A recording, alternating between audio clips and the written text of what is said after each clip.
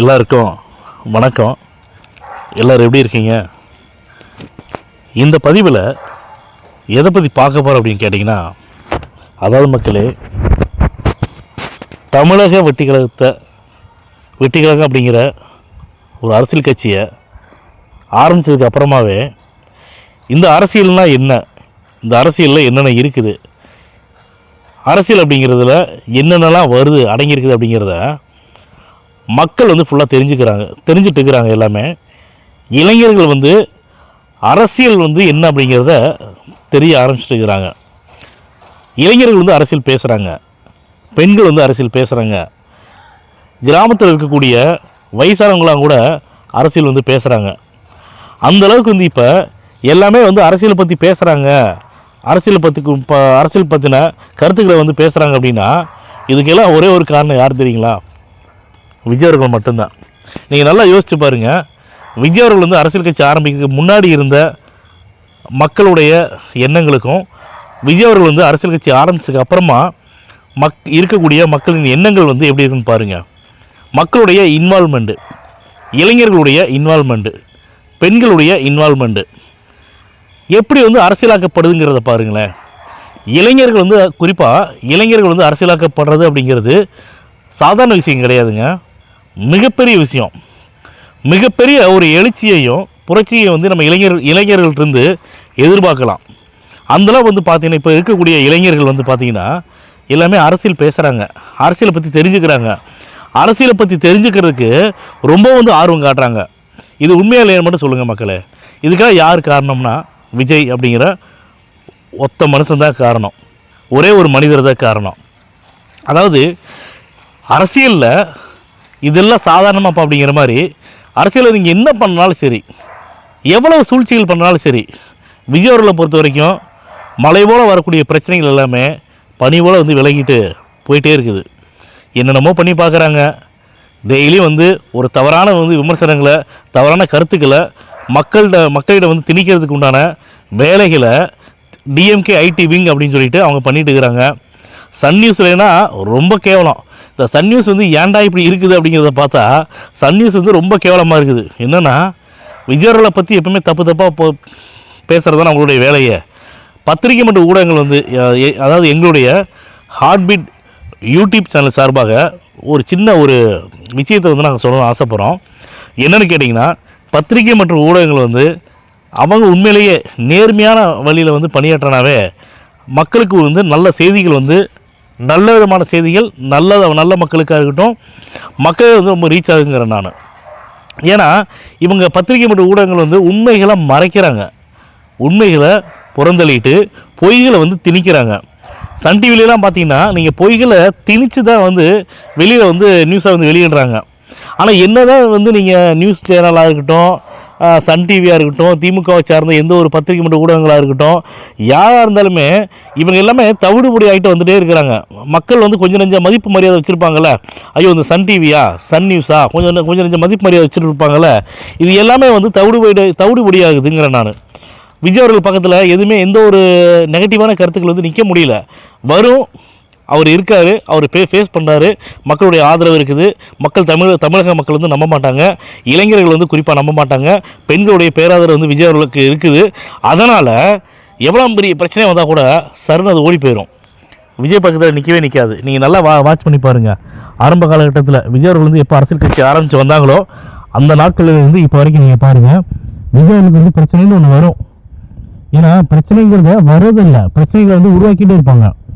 ஏன்னா அவங்களுடைய வேலைகளை மக்களுக்கு நல்லது பண்ணணும் அப்படிங்கிற வேலையில் இப்போ இருக்கக்கூடிய எதிர்கட்சியாக இருக்கக்கூடிய டிஎம்கேவாக இருக்கட்டும், இல்லை அதிமுகவாக இருக்கட்டும், மக்களிடம் செல்வாக்கை இழந்த அதிமுகவாக இருக்கட்டும், இவங்களுடைய வேலையில் என்னென்னா மக்களுக்கு நல்லது பண்ணுறது வேலை இல்லை.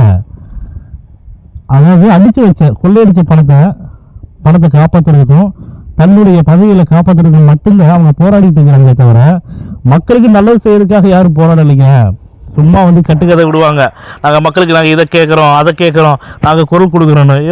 உங்களுடைய ஆட்சி காலத்தில் நீங்கள் சரியாக செய்யலைங்கிறத உங்களை தூக்கி புறந்தள்ளிட்டு விஜய் அவர்களுக்கு மக்கள்லாம் ஓட்டு போட்டாங்க. இதுக்கப்புறம் வந்து உங்களுக்கு வந்து கேட்டு தான் மக்கள் வந்து கேட்க போகிறாங்க. மக்களுக்கு வேணும்னா நேராக முதலமைச்சர் போய் பார்க்க போகிறாங்க, தலைமைச் செயலகம் போக போகிறாங்க. இல்லை அந்தந்த ஏரியாவில் இருக்கக்கூடிய அந்தந்த தொகுதியில் இருக்கக்கூடிய சட்டமன்ற உறுப்பினர்களாக இருக்கட்டும், அவங்களுடைய அமைச்சர்களை வந்து பேசிட்டு அவங்க பார்த்து பேசிட்டு அவங்களுக்கு என்ன நிறை குறைகள் என்னவோ அவங்களுக்கு என்னென்ன தேவைகளோ மக்கள் டேரெக்டாக வந்து கேட்டு வாங்கிக்க போகிறாங்க. விஜய் அவர்கள் பாருங்கள், நீங்கள் முதலமைச்சராக வந்து முதலமைச்சர் அரியணையில் உட்கார்ந்த பிற்பாடு எத்தனையோ பேர் வந்து பார்த்தீங்கன்னா கோரிக்கை வைக்கிறாங்க, பலதரப்பட்ட கோரிக்கைகளை வைக்கிறாங்க, அது எல்லாமே வாங்கிக்கிறாங்க, ஒன்றுன்னா வந்து நிறைவேற்றுறாங்களே. இவங்க வந்து கோரிக்கை ஒன்று வைக்கிறாங்க, அந்த கோரிக்கை வந்து நிறைவேற்றப்படுது. அதுக்கப்புறம் இன்னொருத்தர் போய் கோரிக்கை வைக்கிறாங்க, அந்த கோரிக்கைகளும் வந்து நிறைவேற்றப்படுது. இப்படி ஒவ்வொரு கோரிக்கைகள் மக்களுக்கு என்ன தேவை, மக்களுடைய கோரிக்கைகள் என்ன அப்படிங்கிறத புரிஞ்சுக்கிட்டு மக்களுக்கு என்னென்ன கோரிக்கைகள் அவங்க என்னென்ன அவங்க தேவைகளை எப்படி நிவர்த்தி பண்ணலாம், உடனே முடிக்க முடியுமா இல்லை கொஞ்சம் காலம் தள்ளி முடிக்க முடியுமா அப்படிங்கிறத ரொம்ப டீப்பாக ஆராய்ஞ்சு தெளிவாக வந்து விஜய் அவர்கள் வந்து ஒவ்வொரு மக்களுடைய கோரிக்கைகளை நிறைவேற்றிட்டு இருக்கிறாங்க. இதை விட ஒரு நல்ல தலைவனுக்கு ஒரு நல்ல முதலமைச்சருக்கு வேறு என்னங்க வேணும் சொல்லுங்கள் பார்க்கலாம். அதே மாதிரி இப்போ இருக்கக்கூடிய அரசிட்ட வந்து நாங்கள் கேட்டுக்கிறது என்னென்னா, தயவு செஞ்சு யாருமே விமர்சனம் பண்ணுற மாதிரி விமர்சனங்கள் வந்து எல்லாம் பண்ணுவாங்க. தேர்தல் அறிக்கையில் என்ன வாக்குறுதி கொடுத்தீங்களோ தயவு செஞ்சு நிறைவேற்றணும் அப்படிங்கிறது எங்களுடைய எண்ணம் எல்லாமே, மக்களுடைய எண்ணம் எல்லாமே. திமுக அதிமுக வந்து மக்கள் தூக்கி போட்டதுக்கு காரணமே விஜய்ங்கிற ஒரு நல்ல மனுஷன் வந்து அரசியல் கட்சி ஆரம்பித்து வராருப்பா, அவருக்கு ஒரு வாய்ப்பு கொடுப்போம், தம்பிக்கு ஒரு வாய்ப்பு கொடுப்போம், விஜய் அண்ணாக்கு ஒரு வாய்ப்பு கொடுப்போம், என் புள்ள விஜய்க்கு ஒரு வாய்ப்பு கொடுப்போம் அப்படின்னு சொல்லிட்டு தமிழக மக்கள் வந்து எல்லாமே ஓட்டு போட்டு ஜெயிக்க வச்சாங்க. அதே மாதிரி அவங்க வந்து யாராவது ஒரு குறை சொல்கிற மாதிரி வந்து நடந்துக்க கூடாது அப்படிங்கிற மாதிரி எங்களுடைய கருத்தை நான் பதிவு பண்ணுறேன்.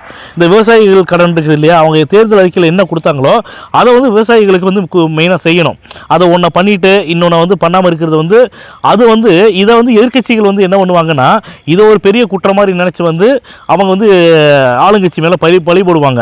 நான் என்ன சொல்கிறேன்னா, அந்த ஆளுங்கட்சி மேலே பழி போடாத அளவுக்கு தயவு செஞ்சு விஜய் அவர்களுக்கு முதலமைச்சர் மாண்புமிகு முதலமைச்சர் திரு விஜய் அவர்களுக்கு கூட இருக்கக்கூடிய ஐஏஎஸ் அதிகாரிகளாக இருக்கட்டும், ஐபிஎஸ் அதிகாரிகளாக இருக்கட்டும், எல்லாமே இங்கே கலந்து பேசும்போது தயவு செஞ்சு தேர்தல் அறிக்கையில் என்னென்ன வாக்குறுதிகள் கொடுத்தீங்களோ எல்லாத்தையுமே வந்து நிறைவேற்றுற மாதிரியான செயல்பாடுகளை வந்து நீங்கள் பண்ணுங்கள், அந்த நடவடிக்கைகளை வந்து எடுங்க. ஏன்னா எப்போவுமே மக்களிடம் வந்து, ஏன்னா நீங்கள் இப்போ தான் வந்து ஆட்சிக்கு வந்திருக்கீங்க, அங்கே வந்து கஜானாவில் வந்து எவ்வளோ பணம் இருக்குது, அரசு கருவூலத்தில் வந்து எவ்வளோ பணம் இருக்குது, என்னென்ன தேவைகளுக்கு வந்து பணம் வச்சுருக்கிறீங்க, என்னென்ன இலவசங்களுக்காக வச்சுருக்கிறீங்க, மக்களுக்கு வந்து எப்படிலாம் வந்து இந்த விவசாய தள்ளுபடி கடனாக இருக்கட்டும் எப்படிலாம் பண்ணணும், எதுக்காக பேமெண்ட் வச்சுருக்கிறீங்க அப்படிங்கிறது ஆளுங்கட்சியாக இருக்கக்கூடிய விஜய் அவர்களுக்கு மட்டும்தான் தெரியும். அதை பொறுத்து வந்து ஸ்டெப் பை ஸ்டெப்பாக ஒன்று பண்ணுங்கள். இந்த தயவு செஞ்சு நான் சொல்கிறோம், சீக்கிரமாக வந்து வெள்ளை அறிக்கை அப்படிங்கிறத வந்து இமிடியட்டாக வேகமாக வந்து ரெடி பண்ணி நீங்கள் வந்து அதை வந்து அலசி ஆராய்ஞ்சு அதில் என்னென்ன இருக்குதுங்கிறத வெள்ளை அறிக்கையாக வந்து தயவு செஞ்சு வெளியிடுங்க.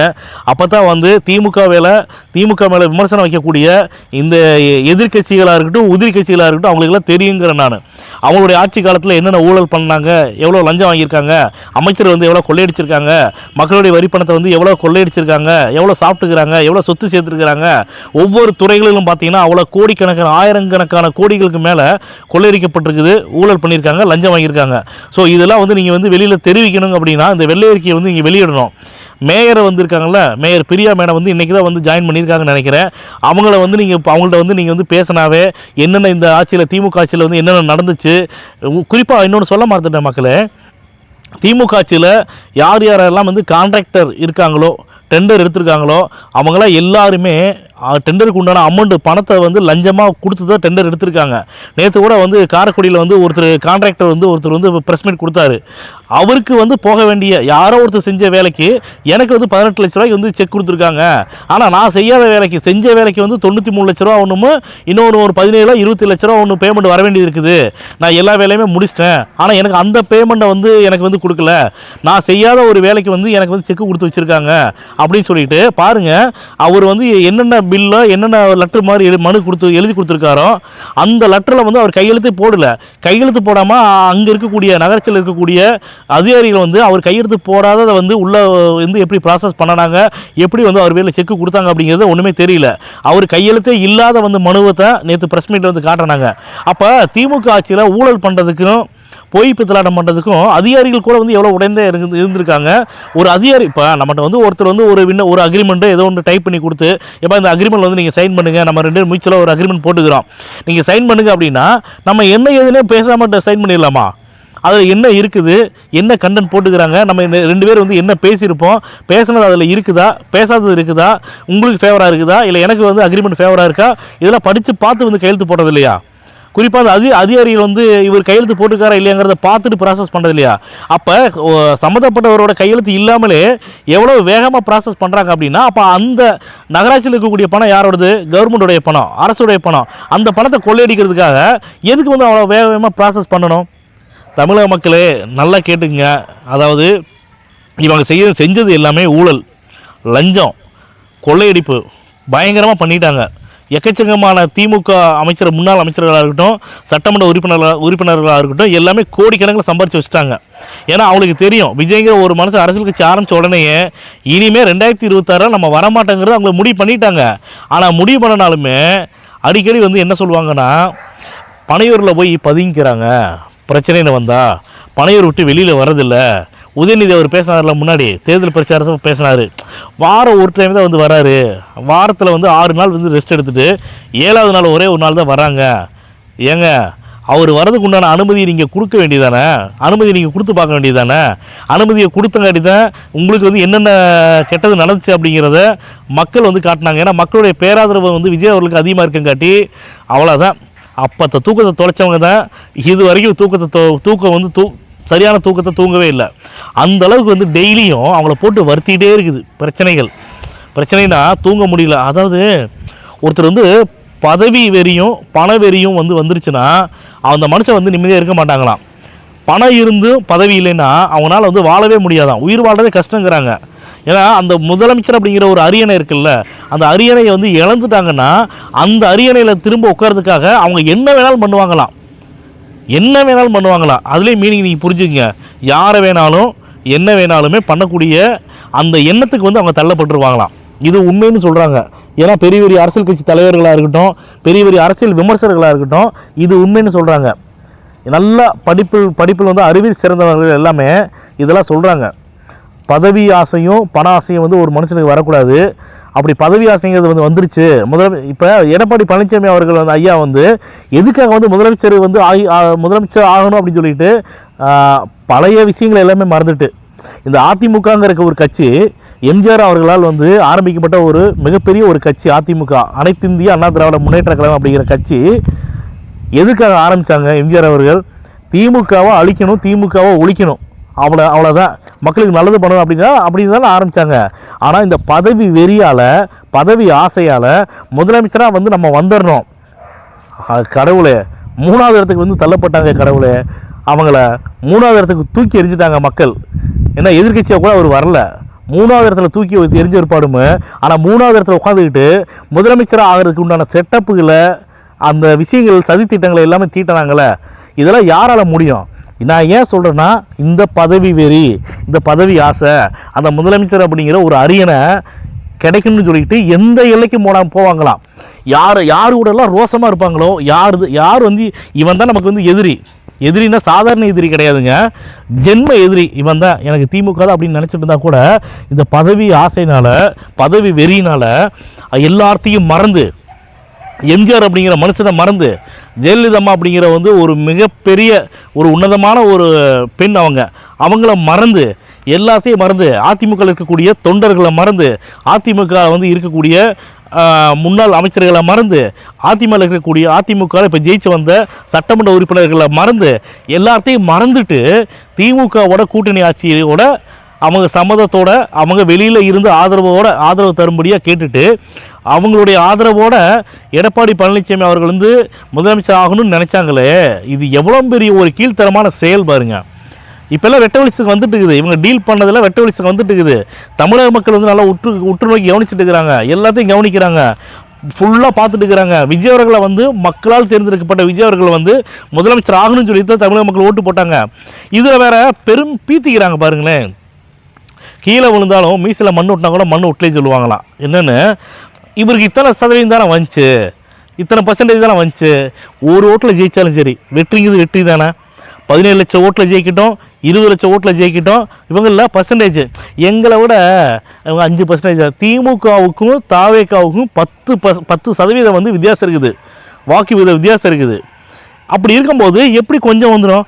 17 லட்சம் ஓட்டில் ஜெயிக்கிறாங்க, 17 லட்சம் வாக்குகளை ஜெயிக்கிறாங்கன்னா சாதாரண விஷயமா 17 லட்சங்கிறது? நீங்கள் சொல்லுங்கள் மக்களே, 17 லட்சங்கிறது எவ்வளோ பெரிய எண்ணிக்கையில் எண்ணிக்கையில் இருக்குது. அது சாதாரண தொகையா? 17 லட்சத்தில் தான் தோத்துட்டோம் நம்ம. இது என்னையா பெருமை? இதில் தோல்வி தானே. அதாவது நீங்கள் 17 லட்சத்தில் தோற்று போங்க, 20 லட்சம் வித்தியாசத்தில் தோற்று போங்க, இல்லைன்னா 10 ஓட்டுகள் வித்தியாசத்தில் கூட தோற்று போங்க. தோல்வினா தோல்வி தானே. தோல்வி முக்கியமா, வெற்றி முக்கியமா? தோல்வி அடைஞ்சவங்களுக்கு பரிசு கொடுப்பாங்களா? வெற்றி அடைஞ்சவங்களுக்கு பரிசு கொடுப்பாங்களா? யாருக்கு பரிசு கொடுப்பாங்க? இந்த கட்டுக்கதையில் இன்னும் சொல்லிட்டு டெய்லியும். அப்புறம் அதிமுக பொய்க்கால அரசாம். இதவே தான் விஜய் அவர்கள் விஞ்ஞான முறையில் விஞ்ஞான ரீதியாக விஞ்ஞான ஊழல் பண்ணுறாங்க. என்னையா ஊழல் பண்ணுறாரு? என்ன குதிரை பேரம் பேசுகிறாங்க? இப்போ திமுகவில் எல்லா கட்சியும் போய் சேர்ந்தாங்களே, நீங்கள் வாயை திறக்காமல் உங்களுக்கு என்ன பண்ணுற ஏது பண்ணுறேன்னு சொல்லாமல் டைரெக்டாக வீட்டிலேருந்து அவங்க கட்சி அலுவலகத்திலேருந்து கார் எடுத்து நேராக திமுகவோட ஆஃபீஸ்க்கு அறிவாலயத்தை விட்டுட்டாங்களா? காரை பார்க் பண்ணிவிட்டு நேராக அந்த இதில் கூட்டணியில் அதில் சைன் பண்ணாங்களா உங்கள்கிட்ட? அதுக்குள்ளே நீங்கள் எவ்வளோ பேரம் பேசியிருப்பீங்க? அதுக்குள்ளே இது எவ்வளோ குதிரை பேரம் போயிருக்கும்? அதுக்குள்ளே எவ்வளோ கழுத பேரம் போயிருக்கும்? என்ன அனிமல் இருக்குதோ எல்லா விலங்கு பேரும் அங்கே போயிருக்கும். சாதாரணம் கிடையாது. என்னமோ விஜய் அவர்கள் தான் குதிரை பேரங்கிறத ஏதோ அறிமுகப்படுத்தி வச்சுட்டாங்கன்னு சொல்லிட்டு எடப்பாடி பழனிசாமி ஐயா பேசுகிறாங்க. ஏன் இதே எடப்பாடி பழனிசாமி ஐயாவுக்கு இந்த குதிரை பேரம்னா என்னென்னு தெரியாது. அவர் குழந்தை இல்லையா? விஜய் அவர்களுக்கு குழந்தைன்னு சொன்னால் கூட ஒத்துக்கலாம். அரசியல் கட்சி ஆரம்பித்து 2.5 வருஷம் தான் ஆச்சுன்னு சொல்லி ஒத்துக்கலாம். எடப்பாடி பழனிசாமி அவர்கள் குழந்தையா? இப்போ தான் அவருக்கு அரசியல் பற்றி தெரியுமா? ஐயோ, நாங்களாம் அந்த காலத்தில் இருந்தேன். எப்படி? நாங்களாம் அப்போ இருந்தே கிட்டத்தட்ட 40 வருஷமாக நாங்கள் மக்கள் சேவையில் இருக்கிறோம், அரசியலில் இருக்கிறோம், எங்களுக்கு அரசியல் அனுபவம் அதிகம் அப்படின்னு சொல்லி சொல்கிறீங்களே. உங்கள் அரசியல் அனுபவம்னா குதிரை பேரம் அப்படின்னா உங்களுக்கு என்னமே தெரியாது. என்னென்னு தெரியாமல் தான் நீங்கள் அரசியல் நடத்திட்டு இருக்கிறீங்க. என்னென்னு தெரியாமல் தான் முதலமைச்சராக நீங்கள் இருந்தீங்க. என்னென்னு தெரியாமல் தான் நீ முதலமைச்சராக இருந்துட்டு உங்களுடைய அதிமுகவோட கூட்டணி கட்சியில் நீங்கள் சேர்த்துக்கிட்டீங்க. அப்போ எந்த ஒரு பேரம் பேசாமல் நிபந்தனையற்ற ஆதரவு நாங்கள் தரோம் அப்படிங்கிற ஒரு ஒத்த வார்த்தை சொல்லிட்டு தான் உங்களை சைன் பண்ணாங்களா கூட்டணியில்? பிரேமலதா அம்மா அதிமுகவில் இருந்து திமுகவுக்கு போயிருக்கிறாங்க. அப்போ திமுகவில் நாங்கள் ராஜ்யசபா சீட்டு போன உடனே கொடுத்துட்டாங்க. கூட்டணியில் கையெழுத்து போட்ட உடனே ராஜ்யசபா சீட்டு தராங்க, எம்பி சீட் தராங்க அவங்க தம்பிக்கு. அதுக்கு குதிரை பேரம் பேசாமல் கொடுத்துட்டாங்களா? எதுவுமே வாய் திறந்து கேட்கலையா? கேட்டிருக்க மாட்டீங்களா? உடனே பிரேமலதா அம்மா சொல்கிறாங்க, அன்னைக்கு விஜய் அவர்கள் குதிரை பேரம் பேசுனது உண்மையாக இல்லையாங்கிறத மக்களுக்கு சொல்லணுமா? ஏன் நீங்கள் மக்களுக்கு சொன்னீங்களா? எம்பி சீட்டு வேணும்னு சொல்லி போட்டு ஃபஸ்ட்டுக்கு கூட்டணி அப்போ தான் கூட்டணிக்கு உள்ளே வருவோம். நாங்கள் ஏடிஎம்கேல எடப்பாடி அண்ணன் எங்களுக்கு எம்பி சீட்டு தரல, ராஜ்யசபா சீட்டு தரல, சொன்ன வாக்குறுதியை நிறைவேற்றலை, 2026க்கு அப்புறமா எங்களுக்கு தரேன்னு சொல்லி சொன்னார் அப்படின்னு சொல்லிட்டு தேர்தல் வர்ற நேரத்தில் தேர்தல் டயத்தில் கூட உங்களுக்கு ஏற்கனவே கூட்டணியில் ஏடிஎம்கேவோட தான் இருந்தாங்க. அந்த எலெக்ஷன் டைம் வரைக்கும் கூட அவங்களுக்கு பொறுக்க முடியல. உடனே திமுக போய் உடனே ஜம்ப் பண்ணிட்டாங்க. அப்போ நீங்கள் எப்படி போனீங்க? குதிரை பேரம்னா என்னென்னு தெரியாமல் போயிட்டீங்களா? ராஜ்யசபா சீட்டை கேட்டு வாங்குறீங்களே, அதுக்கு என்ன பேரம்? அதுக்கு பேர் என்ன பேரம் மக்களை நீங்கள் சொல்லுங்கள். இதுக்கு பேர் குதிரை பேரம் இல்லையா? போய் 10 தொகுதியில் ஏற்கனவே விடுதலை சிறுத்தைகளாக இருக்கட்டும், இந்திய கம்யூனிஸ்டாக இருக்கட்டும், மார்க்சிஸ்ட் கம்யூனிஸ்டாக இருக்கட்டும், காங்கிரஸாக இருக்கட்டும், ஏற்கனவே அவங்க கூட தான் இருந்தாங்க. ஆனால் இந்திய கம்யூனிஸ்ட்டு, மார்க்சிஸ்ட் கம்யூனிஸ்ட்டு, ஐயுஎம்எல் கட்சியாக இருக்கட்டும், விசிகேவாக இருக்கட்டும், இவங்க எல்லாமே தேமுதிகவில் இருக்கக்கூடிய பிரேமலதா அம்மா ஏகப்பட்ட விமர்சனங்களை திமுக மேலே வச்சாங்க. ஆனால் அப்போ கூட திமுகவுக்கு எல்லாமே முட்டு கொடுத்துட்டு இருந்தாங்க, திமுகவுக்கு ஆதரவு கொடுத்துட்டு இருந்தாங்க. அப்படி ஆதரவு கொடுத்த இந்த கட்சிகளுக்குமே 10 சீட் தரவே இல்லை. விசிகாவுக்கு 8 சீட்டு தான் கொடுத்தாங்க. அப்போ தன்னை திட்டிகிட்டே இருந்த ஒரு கட்சியை தேமுதிகவை கூட்டணியில் ஜாயின் பண்ண வச்சு கூட்டணிக்கு உள்ளே கொண்டு வந்துட்டு ஒரு ராஜ்யசபா சீட்டு கொடுத்துட்டு அதுக்கப்புறம் பிரேமலதாவுக்கு 10 சீட்டு கொடுக்குறாங்க, 10 எம்எல்ஏ சீட்டு கொடுக்குறாங்க, 10 தொகுதியில் கையெழுத்து போடுறாங்க. அப்போ குதிரை பேரம் பேசாமல் தான் கையெழுத்து போட்டாங்களா? என்னென்ன கற்பனை கதையில் நீங்கள் பேசுகிறீங்க? குதிரை பேரம்னா என்ன, குதிரை பேரம்னா என்னங்கிறதெல்லாம் யாருக்குமே தெரியாது. இப்போ விஜய் அவர்கள் அரசியல் கட்சி ஆரம்பிச்சிருப்பார் தான். ஏன்னா ஒரு வார்த்தையை ஒரு விஷயத்தை சொல்லத்தான் அதுக்கு பவர் அதிகமாக இருக்குமா. அப்போ குதிரை பேரங்கிறது ஒன்று இருக்குங்காடி தானே அதை எல்லாமே சொல்லிட்டு இருக்கிறீங்க. உங்களுக்கு வைத்தறிச்ச அங்கலாப்பு. இதுவே நீங்கள் ஆளுங்கட்சியாக இருக்கும்போது திமுக இருக்கட்டும், அதிமுக இருக்கட்டும், இப்போ ஒன்றும் இல்லை, திமுக இப்போ பன்னீர்செல்வம் அதிமுகவில் இருந்தார். அவர் அதிமுகவில் ராஜினாமா பண்ணிவிட்டு அமைச்சர் பதவியை ராஜினாமா பண்ணிட்டாரு, சட்டமன்ற உறுப்பினர் எம்எல்ஏ பதவியை ராஜினாமா பண்ணிட்டு நேராக போய் திமுகவில் ஜாயின் பண்ணார், திமுகவில் சேர்ந்துக்கிட்டார். இப்போ திமுகவோட சட்டமன்ற உறுப்பினர்கள் உட்காரக்கூடிய இடத்துல தான் பன்னீர்செல்வம் உட்காந்துக்கிறாங்க. அப்போ அவர் எந்த பேரம் பேசாமல் போயிட்டாரா? நிபந்தனையற்ற ஆதரவு தரேன்னு சொல்லி போட்டு போயிட்டாரா? என்னங்க இது கொடுமை? கொடுமைன்னு கோயிலுக்கு போனால் அங்கே இருந்து வந்து அவுத்து போட்டு ஜிங்குன்னு ஆடிச்சான். அந்த மாதிரி இருக்குது இப்போ உங்கள் கதை எல்லாமே. இதெல்லாம் வந்து மக்களுக்கு என்ன தெரியாதா? குதிரை பேரம்னா என்னென்னு தெரியாது. ஆனால் இப்போ குதிரை பேரம் இல்லை, இன்னும் என்னென்ன பேரம்லாம் வந்து அரசியலில் இருக்குது அப்படிங்கிறத மக்கள் கற்றுக்குறாங்க. நீங்கள் மக்களை வந்து அரசியல் கற்றுக்க வச்சுருக்கிறீங்க. ஆனால் இது எது பண்ணனாலுமே உங்களுக்கு தான் விளைவுங்கிறத நல்லா தெரிஞ்சுங்க. விஜய் அவர்கள் மட்டும் எதுவும் பண்ணக்கூடாதான். விஜய் அவர்கள் மட்டும் யாரையும் வந்து கூட்டணியில் சேர்க்கக்கூடாதான். விஜய் அவர்கள் மட்டும் அவருடைய கட்சியில் அதிமுகவில் இருக்கிறவங்க, திமுகவில் இருக்கிறவங்க அவங்க வந்து ராஜினாமா பண்ணக்கூடாதான். ஒரே நாளில் ராஜினாமா பண்ணிட்டு வந்து ஒரே நாளில் வந்து விஜய் அவர்கள் கட்சியில் தாவேக்கில் சேரக்கூடாதான். ஆனால் திமுக கட்சியில் சேரலாம், அதிமுக கட்சியில் சேரலாம். இந்த விஷயங்கள் வந்து மாற்றி மாற்றி நடக்கலாம். ஆனால் விஜய் அவர்களுடைய கட்சியில் மட்டும் யாரும் போய் சேரக்கூடாதான். இதில் எந்த இதில் ஒரு நியாயம் இருக்குது? ஒரு நியாய தர்மம் வேணாமா? சொல்லுங்கள் பார்க்கலாம். அதாவது என்ன தான் பண்ணுங்க, எப்பேற்பட்ட விஷயங்களை பண்ணுங்கள், என்ன தான் பண்ணினாலுமே நீங்கள் எப்படி பண்ணிட்டு இருந்தாலுமே தமிழக மக்கள் வந்து தெளிவாக இருக்காங்க. நாங்கள் விஜய்க்கு தான் நம்பி ஓட்டு போட்டோம், விஜய் அண்ணாவை நம்பி ஓட்டு போட்டோம், என் பையன் விஜய் நம்பி ஓட்டு போட்டோம், என் பிள்ளை விஜய் நம்பி ஓட்டு போட்டோம். எங்கள் விஜய் வந்து எங்களை செய்ய போகிறாரு. நான் கூட ஒரு ஸ்டேட்டஸில் வச்சுருந்தேன், ஒரு பாட்டிமா அந்தளவுக்கு வந்து பயங்கரம் பேசுகிறாங்க. கொஞ்சம் நெஞ்சம் பேச்சு கிடையாது, பயங்கரமாக பேசுகிறாங்க. ஸ்டாலின் அவர்களை பற்றி பயங்கரம் பேசுகிறாங்க. அப்போ நான் ஏன் இதெல்லாம் சொல்கிறேன்னு கேட்டிங்கன்னா, எந்த ஒரு விஷயமா இருக்கட்டும் மக்களுக்கு வந்து நல்லா தெளிவாக இருக்காங்க. மக்கள் வந்து தெளிவாக முடிவு பண்ணுறாங்க. மக்கள் வந்து அரசியலை வந்து நல்லா கவனிக்கிறாங்க. மக்கள் வந்து இப்போ அரசியலை கவனிக்கிறது மட்டும் இல்லாமல் யார் நல்லவங்க, யார் கெட்டவங்க, யாருக்கு ஓட்டு போடணும், யார் ஓட்டு போடக்கூடாது. இப்போ எதிர்கட்சியாக வந்த உதயநிதி அவர்களுக்கு கூட, திமுக கூட அடுத்த தேர்தலில் வந்து நம்ம என்ன பனிஷ்மெண்ட் கொடுக்கலாம், இவங்களாம் வந்து இப்படியே இருப்பாங்க, கொஞ்சம் கூட மாறவே மாட்டாங்க. எதிர்கட்சியாக இருந்து வந்து மாறவே இல்லை. பட்டும் திருந்தலையா, இன்னும் பட்டும் திருந்தலை அப்படிங்கிற மாதிரி தான் இன்னும் பட்டு திருந்தாமல் இருக்காங்க. அடுத்த தேர்தலில் வந்து நம்ம தண்டனை கொடுக்கலாம். விஜய் அவர்கள் வந்து அரசியலுக்கு முதலமைச்சராக பதவியேற்று இந்த 15-20 நாள் தான் ஆகுது. இந்த நாள்லேயே வந்து இதை குறையாக இருக்குது, அதை குறையாக இருக்குது, அப்படி இருக்குது, இப்படி இருக்குது. அப்போ நேற்று நான் பேசியிருந்தேன் ஒரு பதிவில், எலும்பில்லாத நாக்கு வந்து திமுகவுக்கு எலும்பில்லாத நாக்கு எப்படினாலும் பேசுமா? திமுகவுக்கு மட்டும் இல்லை, எல்லா மனுஷனும் ஜென்மம் எல்லாத்துக்குமே எலும்பு இல்லை தான். அதுக்குன்னு வந்து ஒரு பொறுப்பாக இருக்கக்கூடிய ஒரு அரசியல்வாதிகள் வந்து அது மாதிரி பேசலாமா? நாங்கள் 6 மாதத்துக்கு வந்து நாங்கள் எதுவுமே பண்ண மாட்டோம். தாவேக்கா ஆட்சி பண்ணுறதுக்கு நாங்கள் எந்த ஒரு இடையூறு கொடுக்க மாட்டோம், எந்த ஒரு இடைஞ்சலும் பண்ண மாட்டோம். 6 மாதத்துக்கு அப்புறமா இவங்க எப்படி ஆட்சி பண்ணுறாங்க அதை பொறுத்து வந்து நாங்கள் எல்லாம் பேசுகிறேன்னு சொல்லி சொன்னாங்களே. அப்போ அது வேற வாயி, இது வேற வாயா? சொல்லுங்கள் பார்க்கலாம். ஏன் இப்போ நம்ம என்ன பேசுகிறோம், என்ன கருத்தை வந்து நம்ம சொல்கிறோம், அப்படி இதெல்லாம் வந்து தெரியாதா?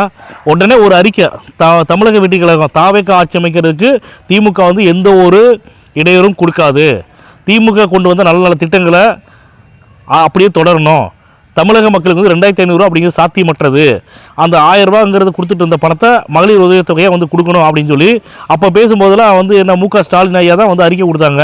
அப்போ தூங்கிட்டாங்களா அறிக்கை கொடுக்கும்போது? சொல்லுங்கள் பார்க்கலாம். சும்மா கட்டுக்கதை எல்லாமே மக்களை நம்பிச்சு ஏமாத்துறதுக்கு முயற்சி பண்ணினாங்க. மக்கள் ஏமாறலை. இப்படி தான் தேர்தலுக்கு முன்னாடி 8000 கூப்பன் தரோம், நாங்கள் ஜெயிச்சு வந்த ஒருபாடு நாங்கள் தரோன்னு சொல்லி சொன்னாங்க. ஆனால் ஜெயிக்கிறதுக்கு முன்னாடி தேர்தல் பிரச்சாரம் பண்ணிட்டு இருக்கும்போது 8000 கூப்பன் வந்து இப்போ சில மக்களுக்கு வந்து கையில் போயிடுச்சு. அதுக்கப்புறம் வந்து அதுக்கு முன்னாடி வந்து மகளிர் உதவித்தொகை 3000, கோடை விடுமுறையை கொண்டாடுறதுக்கு வந்து 2000 சேர்த்து 5000 அனுப்பிச்சி விட்டாங்க. அந்த கதையும் வீணாக போயிடுச்சு. லேப்டாப் கொடுத்தாங்க, கல்லூரி மாணவர்களுக்கு லேப்டாப் கொடுத்தாங்க, அதுவும் வந்து வீணாக போச்சு. திமுக வந்து என்னென்ன சித்து விளையாட்டுக்களை, என்னென்ன சதி திட்டங்களை, என்னென்ன சூழ்ச்சி பண்ணி எப்படியாவது வந்து முதலமைச்சர் ஆயிடணும், எப்படியாவது வந்து 2026 வந்து நம்ம ஜெயிச்சிடணும் அப்படின்னு கனவு கண்டுட்டு இருந்தாங்க. எல்லா கனவுகளையும் விஜய் அவர்களுடைய தலைமையில் தமிழக மக்கள் வந்து எல்லாத்தையும் உடைச்செறிஞ்சிட்டாங்க. திமுகவோட கனவை சுக்குநூறு ஆக்கிட்டாங்க. அந்த அளவுக்கு வந்து திமுக மேலே மக்களுக்கு வந்து ரொம்ப எதிர்ப்பு அதிகமாக இருந்துச்சு. மக்கள் வந்து விரோதமாக இருந்தாங்க. மக்கள் விரோத ஆட்சியை மட்டும்தான் திமுக நடத்தினாங்க. திமுகவால் இவ்வளோ மக்கள் நல்லது, அதாவது திமுகவால் மக்களுக்கு வந்து இவ்வளோ இந்த நல்லது நடந்திருக்குன்னு சொல்ல சொல்லுங்கள். யாராவது சொல்ல சொல்லுங்கள் பார்க்கலாம். திமுகவை சார்ந்தவங்களாக கூட இருந்தாலுமே இந்த விஷயத்தை சொல்ல மாட்டாங்க. அதனால் யார் எது பேசினாலுமே விஜய் அவர்கள் மாதிரி வந்து கண்ணு காணாமல் போயிட்டோம்னா விஜய் அவர்கள் வந்து மக்களுக்கு என்ன நல்லது பண்ணணுமோ அந்த விஷயத்தை அவர் பண்ணிகிட்டே இருப்பார். எவ்வளோ பேர் இடைஞ்சல் கொடுங்க, எவ்வளோ பேர் வந்து விஜய் அவர்களுக்கு வந்து கடுமையாக விமர்சனம் பண்ணுங்க, எவ்வளோ பேர் வேணாலும் வந்து டெய்லியும் பார்த்தீங்கன்னா விஜய் அவர்களை பற்றி பொய்யான பிரச்சாரத்தை வந்து பொய்யான தகவல்களை வெளியில் பரப்புகிறாங்க, பொய்யான வதந்திகளை வந்து பரப்புகிறாங்க. எதுவுமே உண்மை கிடையாது. இவங்க வந்து இதெல்லாம் இவங்களுடைய ஆட்சி காலத்தில் ஆளுங்கட்சி இருக்கும்போது இதை அவங்க சரியாக பண்ணியிருந்தாங்கன்னா விஜய் அவர்களை வந்து ஏன் மக்கள் தேர்ந்தெடுக்கிறாங்க? அதனால் சும்மா அரியணை விட்டு இறங்கினவங்க தான் இனிமேல் வந்து அவங்களுடைய பாச்சா பழிக்காது, திமுகவோட பாச்சா பழிக்காது. இனிமேல் தமிழ்நாட்டோட நிரந்தர முதலமைச்சர் விஜய் தான். அதாவது இப்போ தான் அவர் வந்திருக்காரு, சின்ன சின்ன மிஸ்டேக் ஏதாச்சும் பண்ணனா கூட அவர் திருத்திக்குவார். அவருடைய சட்டமன்ற உறுப்பினர்கள் வந்து திருத்திக்குவாங்க, அமைச்சர்கள் திருத்திக்குவாங்க. ஆனால் மக்களுக்கு நல்லது மட்டும்தான் பண்ணுவாங்க. திமுக அதிமுக மாதிரி மக்களுக்கு கெடுதல் பண்ண மாட்டாங்க. இந்த பதிவு உங்களுக்கு பிடிச்சிருக்குதுன்னா லைக் பண்ணுங்கள், ஷேர் பண்ணுங்கள், கமெண்ட் பண்ணுங்கள். மறக்காமல் கீழே இருக்கிற பெல் பட்டனை கிளிக் பண்ணி எங்கள் சேனலை சப்ஸ்கிரைப் பண்ணுங்கள். எங்களுடைய இந்த பதிவுக்கு உங்களுடைய கருத்துக்களை எங்களுடைய கமெண்ட் பாக்ஸில் கமெண்ட் பண்ணுங்கள். உங்களுடைய ஒவ்வொரு கருத்துக்களுக்கும் நாங்கள் தலைவணங்குறோம், நாங்கள் மதிப்பளிக்கிறோம். உங்களுடைய நல்ல நல்ல கருத்துக்களுக்கு நல்ல முறையில் நாங்கள் வந்து பதில் கொடுப்போம்.